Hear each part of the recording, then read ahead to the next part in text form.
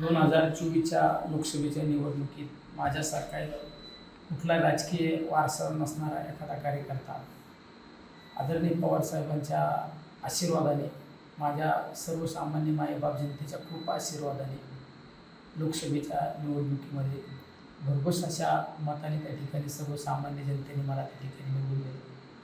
पण माझ्या विरोधात जो प्रतिस्पर्धी उमेदवार निवडणूक लढवली, त्या प्रतिस्पर्धी उमेदवाराला तो निकाल कधीही मान्य झाला नाही. त्या प्रतिस्पर्धी उमेदवाराने माझ्या विरोधात खोट्या नाट्या तक्रारी दाखल करून मला त्या ठिकाणी हायकोर्टात त्या ठिकाणी खेचण्याचा प्रयत्न केला.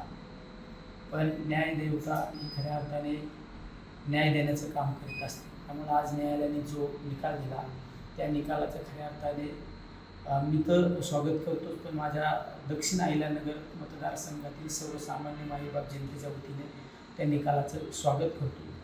ह्या सर्व न्यायालयीन प्रक्रिया पाडत असताना माझ्याबरोबर काही सहकार्यांनी प्रत्यक्षरित्या त्या ठिकाणी मला सहकार्य करण्याचा प्रयत्न केला. सहकार्य केलं त्यांनाही धन्यवाद देतो.